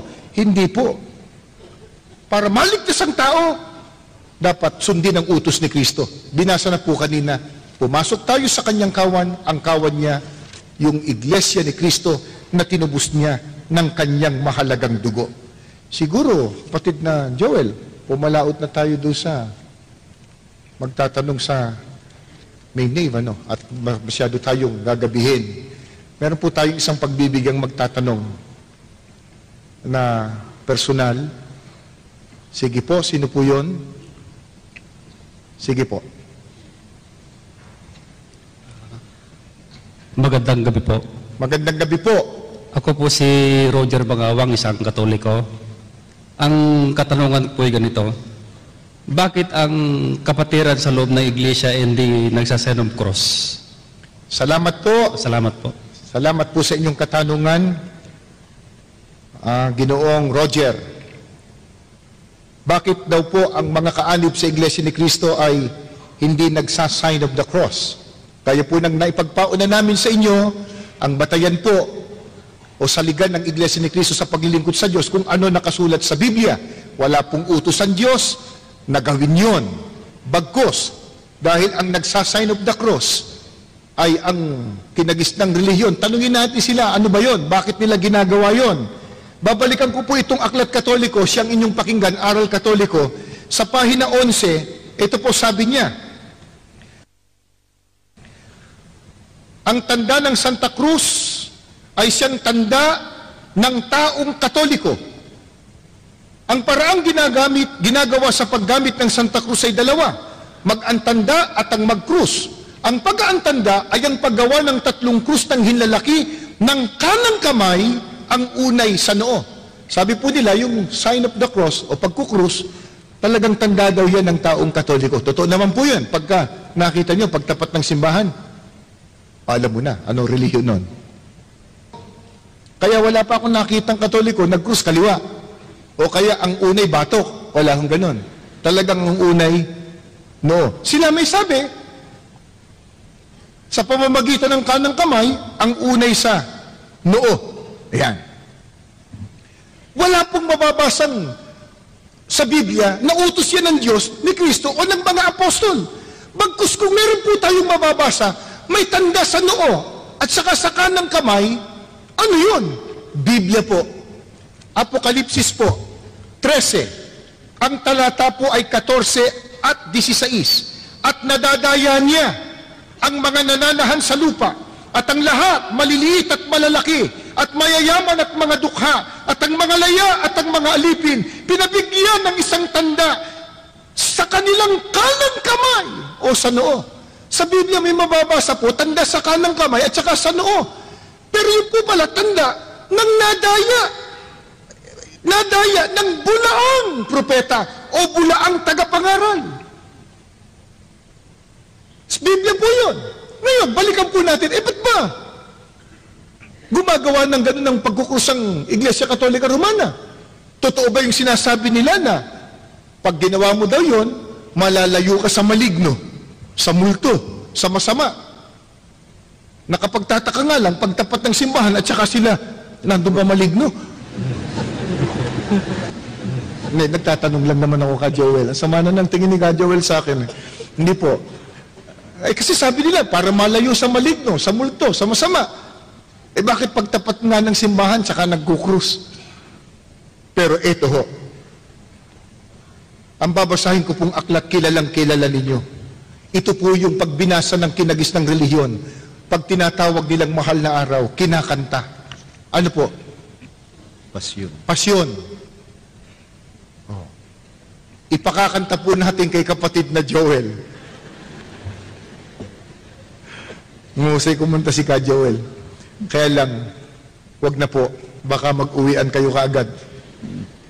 Babasahin ko po sa pahina 207 itong pasyon na ang may akda po nito ay ang paring si Aniceto de la Merced, El Libro de la Vida Historia Sagrada con Santas Reflexiones, Doctrinas Morales para la Vida Cristiana.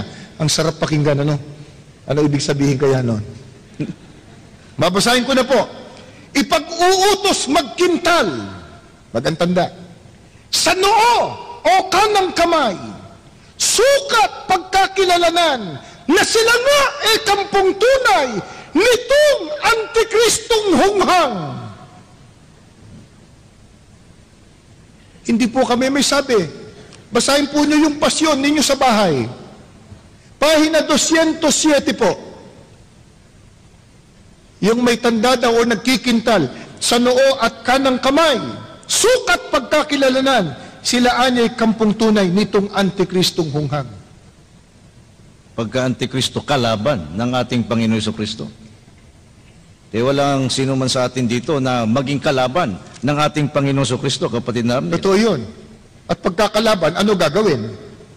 Parurusahan. Ito yan, kapatid na Joel 14, 9 hanggang 11. At ang ibang anghel, ang pangatlo'y sumunod sa kanila, nagsasabi ng malakas na tinig, kung ang sino man ay sumasamba sa hayop at sa kanyang larawan at tumatanggap ng tanda sa kanyang noo o sa kanyang kamay, iinom din naman siya ng alak ng kagalitan ng Diyos na nahahandang walang halo sa inuman ng kanyang kagalitan, at siya'y pahihirapan ng apoy at asupre sa harapan ng mga banal na anghel at sa harapan ng kordero, at ang usok ng hirap nila ay napaiilang lang magpakailan-kailanman, at sila'y walang kapahingahan araw at gabi.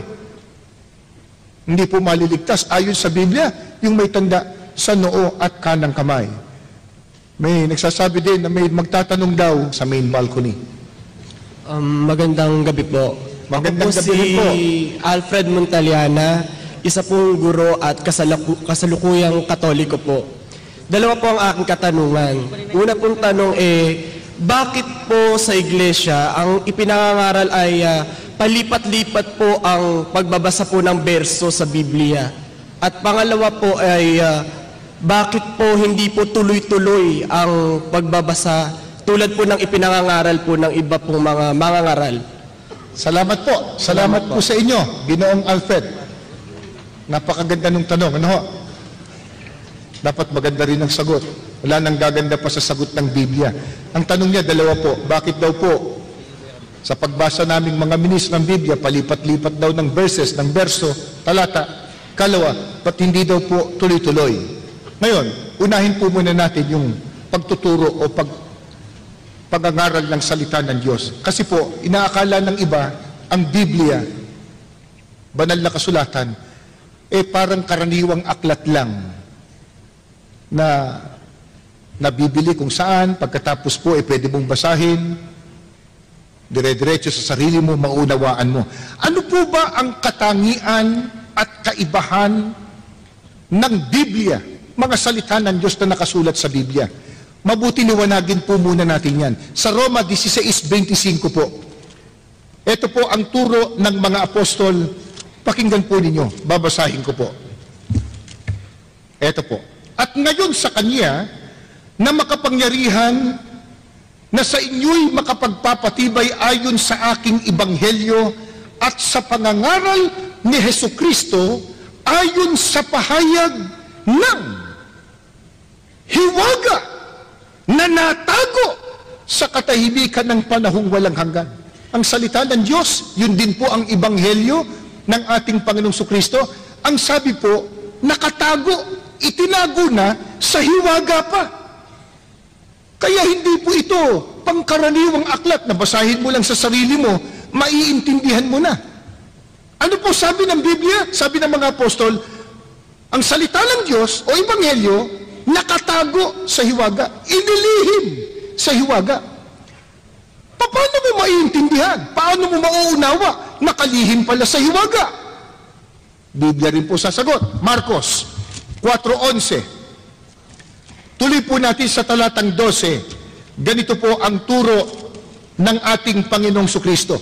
At sinabi niya sa kanila, sa inyo ay ipinagkaloob ang makaalam ng hiwaga ng kaharian ng Diyos. Datapot sa kanilang mga nanga sa labas, ang lahat ng mga bagay ay ginagawa sa pamamagitan ng mga talinghaga, upang kung magsitingin sila'y mga kakita at huwag mamalas, at kung mga kinig sila'y mga karinig at huwag mga kaunawa, baka sakaling sila'y managbalik loob at patawarin sila. Nakalihim pala sa hiwaga ang salita ng Diyos na nakasulat sa Biblia. Paano po ito mauunawa ng tao? Ang sabi po, ipinagkaloob sa kanila ang makaalam ng hiwaga. Ipinagkakaloob po. Pero kanino po ipinagkakaloob? Kanino po ipinagkakatiwala yung pagkaalam ng salita ng Diyos na nakalihim sa hiwaga? Ikalawang Korinto po, 5:18. Ituloy po natin sa talatang 20. Ganito po ang pahayag ng mga apostol. Pakinggan ninyo. Datapot ang lahat ng ng mga bagay ay pawang sa Diyos, na pinakipagkasundo tayo sa Kanya rin sa pamamagitan ni Kristo at ibinigay sa amin ang ministeryo sa pagkakasundo, sa makatwid bagay na ang Diyos kay Kristo ay pinakipagkasundo ang sanlibutan sa Kanya rin, na hindi ibinibilang sa kanila ang kanilang mga kasalanan at ipinagkatiwala sa amin ang salita ng pagkakasundo. Kami nga'y mga sugo sa pangalan ni Kristo, na waring namamanhikan Diyos sa pamamagitan namin. Kayo'y pinamamanhikan namin sa pangalan ni Kristo, na kayo'y makipagkasundo sa Diyos. Kanino po ipinagkaloob o ipinagkatiwala ang makaalam ng salita ng Diyos na nakalihim sa hiwaga? Sa mga tunay na sugo ng Diyos. Ang nagsasalita dito si Apostol Pablo. Ano sabi niya? Ipinagkatiwala sa amin yung ministeryo at salita ng pagkakasundo. Alin po yung salita ng pagkakasundo? Yan din po ang aral ng Diyos. Bakit sinabing salita ng pagkakasundo? May dapat pa pagkasunduin. Sino? Ang tao at ang Diyos. Bakit? Nagkahiwalay bakit? Nang ang tao magkasala, nahiwalay sa Diyos. Ano kailangan? Ipakipagkasundo ang tao sa Diyos. Pero paano?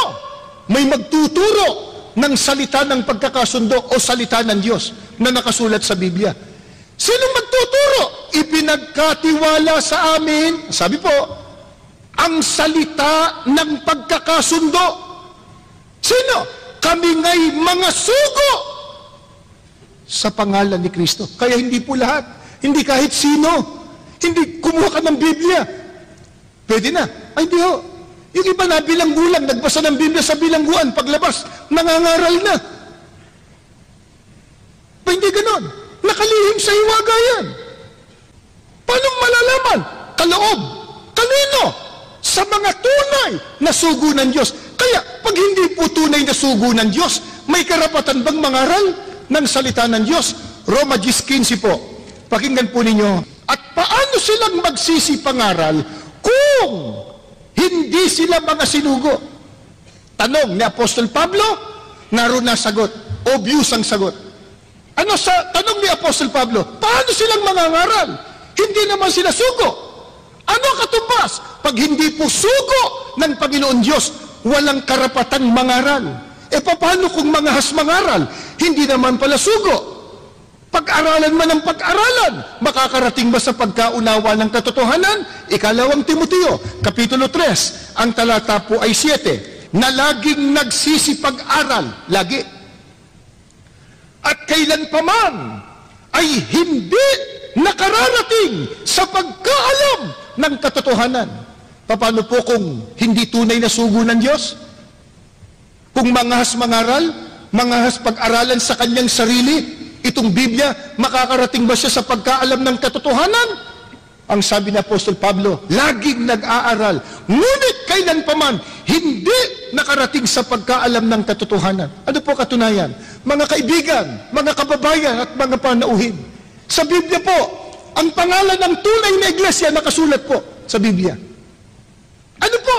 Binasa kanina, Roma 16:16, Gawa 20:28, Iglesia ni Cristo. Pero bakit nung mangaral, Iglesia Katolika? Saan mo mababasa yun? Anong kapitulo? Anong bersikulo?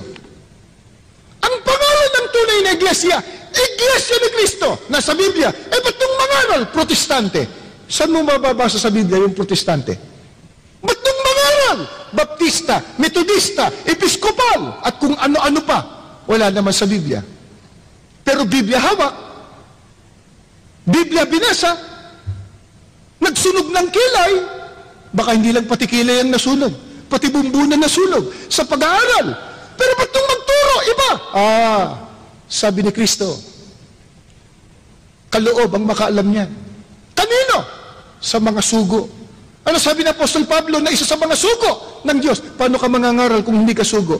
Kung mangahas, mag-aral man ng mag-aral, hindi makararating sa pagkaalam ng katotohanan. Ngayon, puntahan po natin, paano po kung magturo ang mga tunay na sugo ng Diyos? Ito po, sa unang Korinto, sa Kapitulo 2, ang talata po ay 13. Pakinggan po ninyo itong babasahin ko. Na ang mga bagay na ito ay atin namang sinasalita. Hindi sa mga salitang itinuturo ng karunungan ng tao. Ay, hindi dito pinag-uusapan yung dunong mo pang sarili. Kung ano na pag-aralan mo, may doctoral degree ka ba? Masteral degree? Saan ka nagtapos? Hindi yun. Ano sabi? Uulitin ko po. Ng mga bagay na ito ay atin namang sinasalita, hindi sa mga salitang itinuturo ng karunungan ng tao, kundi sa itinuturo ng Espiritu na iniwawangis natin ang mga bagay na ayon sa Espiritu, sa mga pananalitang ayon sa Espiritu. Paano po kung magturo at mangaral ng salita ng Diyos? Ang mga tunay na sugo ng Diyos, hindi anya sa karunungan ng tao, kundi sa pamamagitan ng turo ng Espiritu Santo. Paano yun? Iniwawangis ang mga bagay na ayon sa Espiritu, sa pananalitang ayon sa Espiritu. Iwinawangis. Sapagkat ang salita po ng Diyos na nakasulat sa Biblia, wala pong kontradiksyon. Walang salungatan. Kumuha po tayo ng halimbawa. Dito po sa Genesis, yung Genesis po ay unang aklat ng Biblia. Babasahin ko po sa Genesis yung 3:1. Ito po. Ang ahas nga ay lalong tuso kaysa alinman sa mga hayop sa parang na nilikha ng Panginoong Diyos. At sinabi niya sa babae, tunay bang sinabi ng Diyos, huwag kayong kakain sa alinmang punong kahoy sa halamanan? May binabanggit po ditong ahas. Ito po yung ang dyablo na saan yung ahas? Tinukso yung mag-asawa, si Adan at si Eva. Ang banggit po, ahas. Gusto mong malaman, sino yung ahas? Pagka sinunod natin po, Ginoong Alfred, nagtanong, yung tanong po niyo na dapat tulad ng ibang tagapagturo, dire-diretso basa, sunod-sunod, tuloy-tuloy. Bakit sa amin? Palipat-lipat po ng talata. Kung susundin po natin dire-diretso, ang tanong po natin, sino yung ahas? O, basahin natin sa 2. At sinabi ng babae sa ahas, wala po dun 3, datapot bunga na, wala po dun. Ahas, baka nasa 4, wala. 7, 6, wala. Buglatin natin na makapal, wala pa rin. 32, ahas, nasan yung ahas? Nandun pala sa huli. Pagka sinunod po natin dire-diretso, 1 linggo na tayo dito, hindi pa tayo tapos. Ang tanong natin, sino yung ahas? Alam po niyo kung nasaan yung sagot? Yung huling aklat sa Apokalipsis po. Apokalipsis, pakinggan po ninyo, sa 12, ang talata ay 9. Sino ba tong ahas na to? Ito ho. At inihagis ang malaking dragon, ang matandang ahas, ang tinatawag na Diablo at Satanas, ang dumadaya sa buong sanglibutan.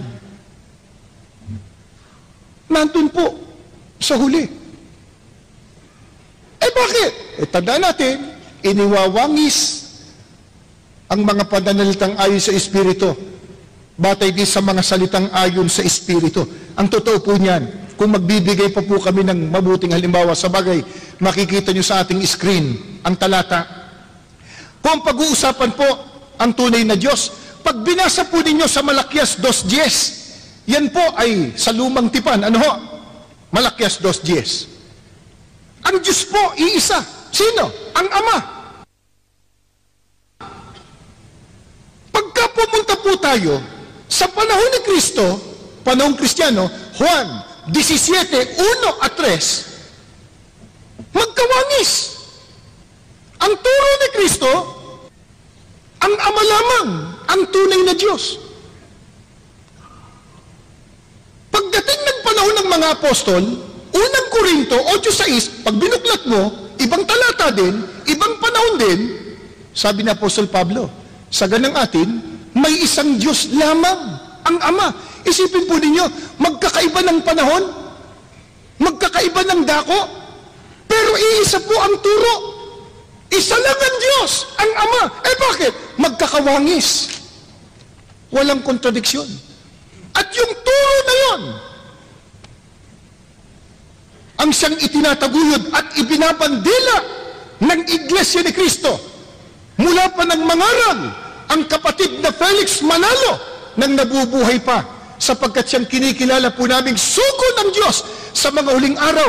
Nanindigan siya sa harap nino man at saan man. Isa lang ang Diyos, ang Ama.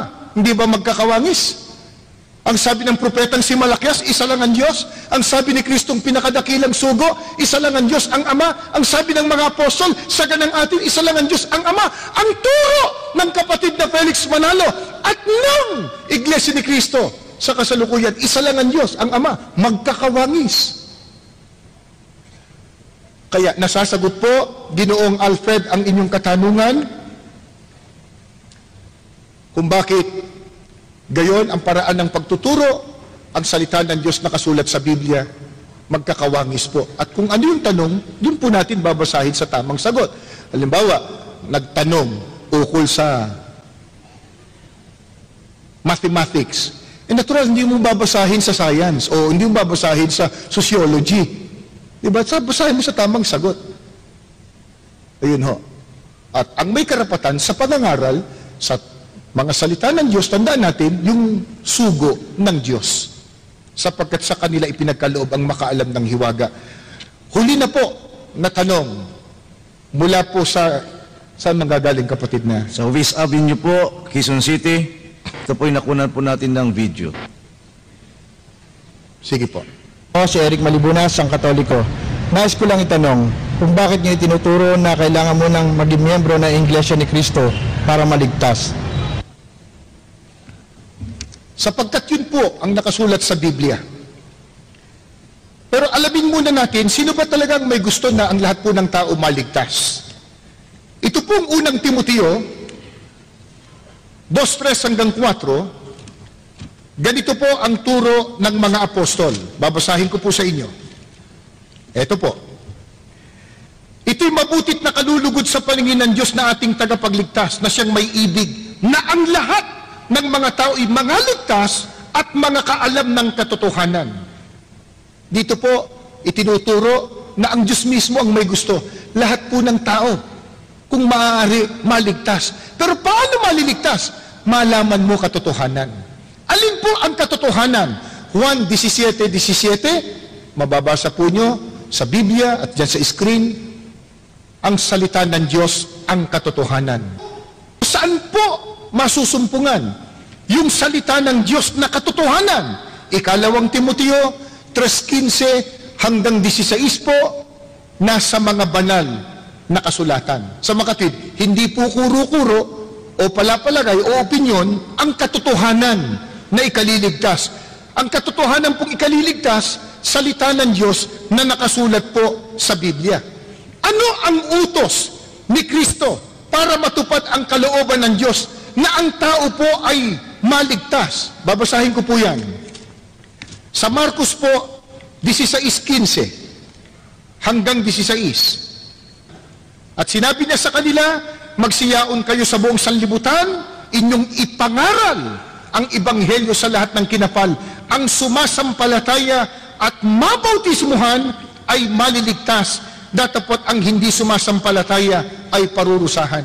Para masunod po yung kalooban ng Diyos na ang tao maligtas sa parang malaman ng katotohanan, ang turo ni Kristo, ipangaral ang ebanghelyo sa lahat ng kinapal.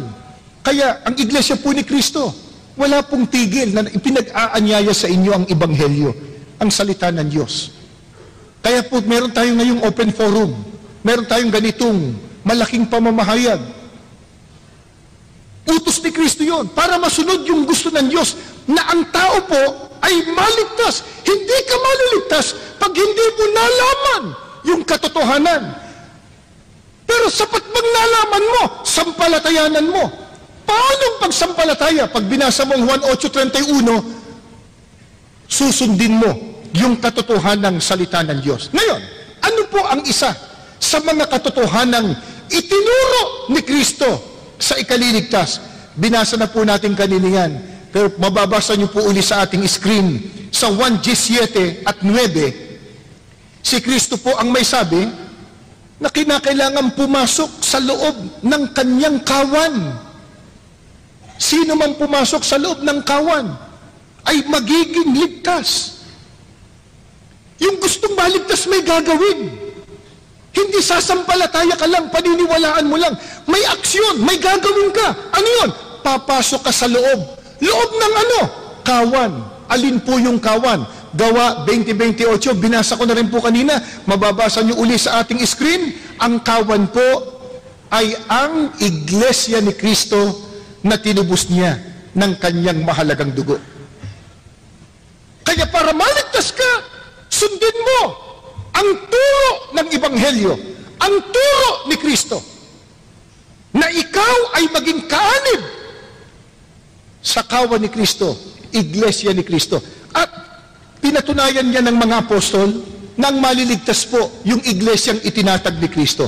Dito po sa Efeso 5:25 at 23, mga lalaki, ibigin ninyo ang inyong asawa, gaya ng pag-ibig ni Kristo sa iglesia. Inihandog niya ang kanyang buhay para rito.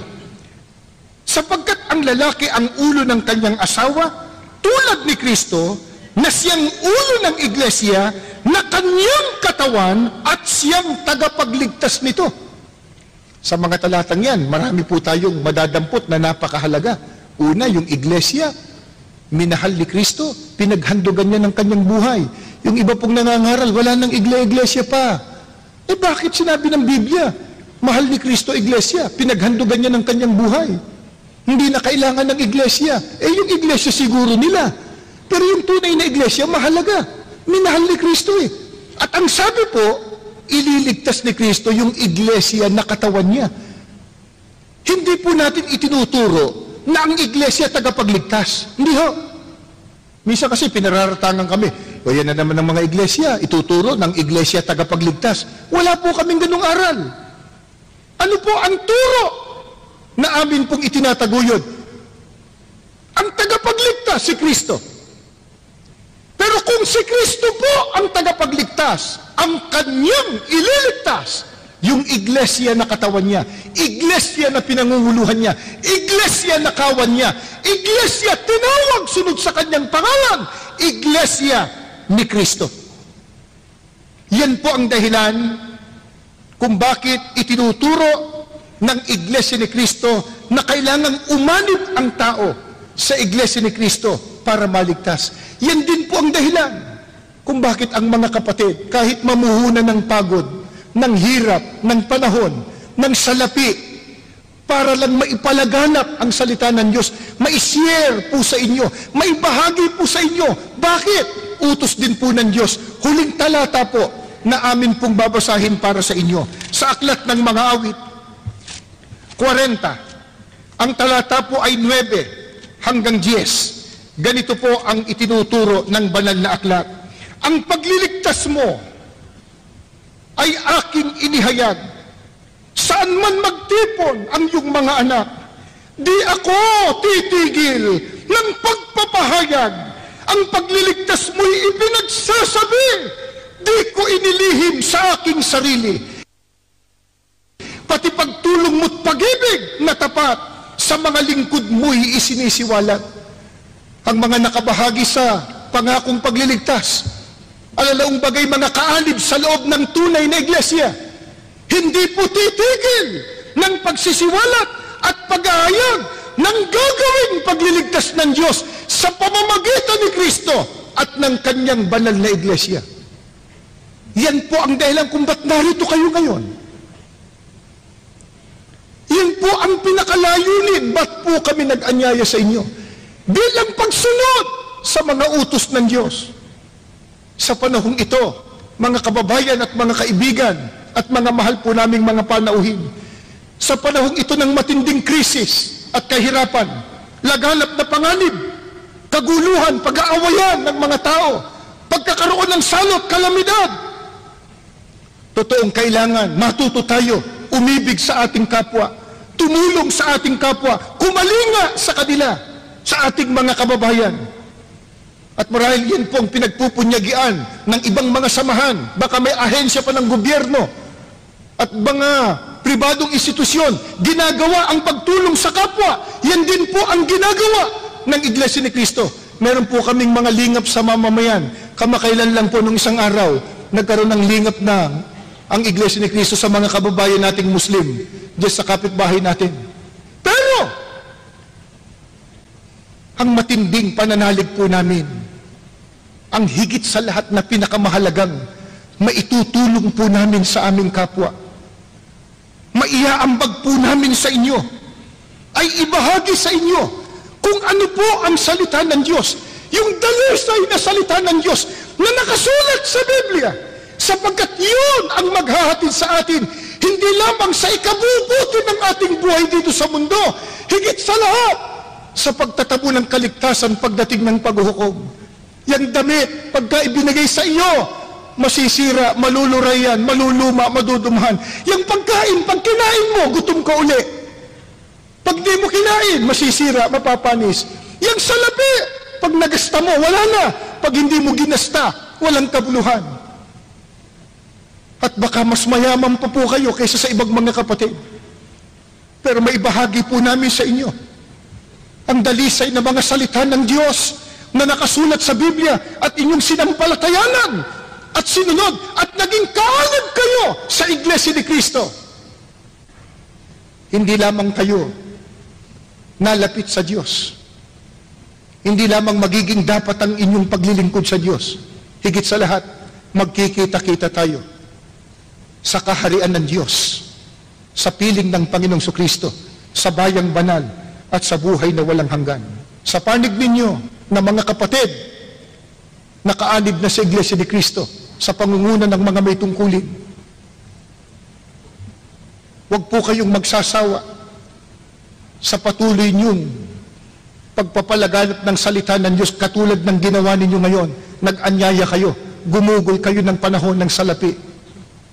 Ang ginawa ninyo bilang pagsunod sa utos ng Diyos, ang ginawa ninyo, karagdagang kabanalan ng inyong kaluluwa, ang patuloy niyong pakikiisa sa pagpapalaganap ng mga aral ng Diyos, ng Ebanghelyo ni Kristo, ang lalong ikalalapit niyo sa Diyos at lalong ikatitibay ng pag-asa ninyo sa pagmamana ng pangakong kaligtasan. Sa mga susunod po naming telecast ay mapapanood din po ninyo mga kaibigan at mga magulang ang isinagawa pa po naming pamamahayag sa iba't ibang dako na ito po ay sa pamamagitan din ng pagtugon sa mga kababayan natin sa mga aral po ng Biblia na amin pong sinasampalatayanan. Maraming salamat po sa inyong buong tiyagang pagsubaybay sa palatuntunang ito ng Iglesia ni Cristo, ang Tamang Daan.